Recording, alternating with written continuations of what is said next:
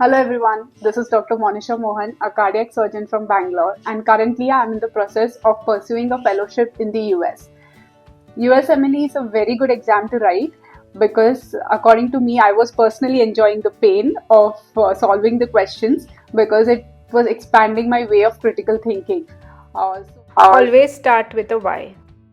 I took all this pain at this stage of my career and life because I just wanted to know what's the hype about the American dream. Actually, that's not only the reason. Firstly, you have to keep your options open. Writing USMLE, which is an international exam, opens up your gateway to many other countries as well, and not only the US. For example, if you have completed your residency in your home country and you're ECFMG certified, you can apply for registration to practice in many other countries such as UK, UAE, Dubai, New Zealand, Qatar, Israel. That's far as I know.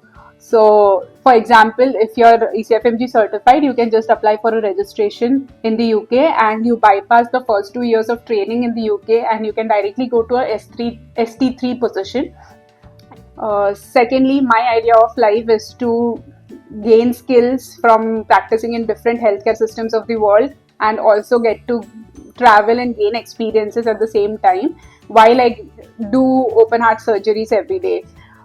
So that was my preference, but it need not be your way of life or your preference. So USMLE might not be the right choice for you. You have to choose based on what you want to do in life. It will at least take you an year since the time you decide to start preparing for the exams till you get ECFMG certified. So first you have to plan your time during your residency. Secondly, figure out your finances for all the exams. I'll be discussing it later. Uh, Before you start, at least have a 6 months prior to the time when you're trying to give the exam. Schedule the slots. For example, if I'm sitting in October now, then I'll schedule a slot for somewhere in Jan, Feb, and March where you have to make the payment and get the application processed. It takes around 3 to 4 weeks to process the application, so you have to plan way ahead. I had limited finances, so I managed with limited resources.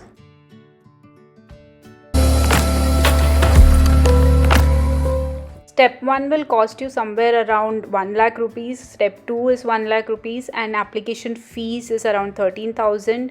OAT will be around 32,000 and including the UWorld subscriptions, the total fees comes to around 3 lakh 51,000 rupees.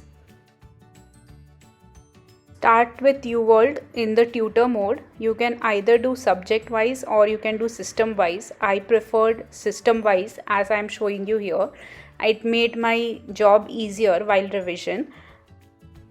I had set up a routine for straight 3 to 4 months with no social media, no socializing, no TV, and I was very much focused for 4 months because I wanted to complete my MLEs during residency. I used to wake up to early in the morning, solve 2 blocks, read the explanations later in the night when I come back from work. And if I had time during the day after surgeries, while during lunch breaks or during night shifts or while a few minutes while I was wheeling in the patient and wheeling out the patient, I used to just read some explanations, highlight some points and note it down. So that's how I managed my time during residency.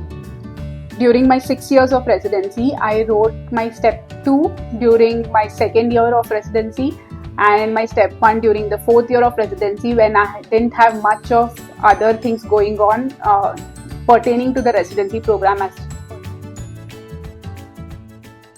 After the first pass of UWorld, start your revisions of UWorld in the timed mode. Revise your notes and then solve random questions, a combination of questions so that you know where you stand. In the revision month, start with some divide intervention podcasts, 1 podcast daily, free 120s, the self-assessments weekly, and also some YouTube videos such as Dirty Medicine.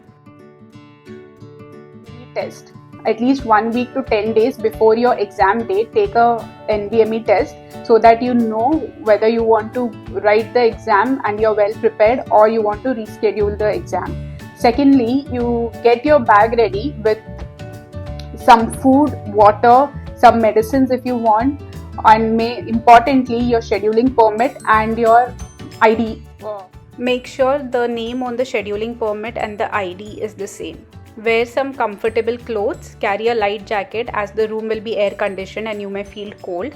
Carry some food and water, sandwiches, protein bars which do not give you a sugar spike, and prefer spectacles over contact lenses. If at all you use them, it will be a long exam. You may have different reasons to pursue your American dream, but if I can do it, I'm sure you can do it too. One thing I have learned from all my failures is you don't need to be smart or talented. You just need to be focused and disciplined to get where you want to be. And let me know in the comments below, if you had the means and the opportunity, why would you leave your home country and migrate to another country? Until next time, see you. Bye.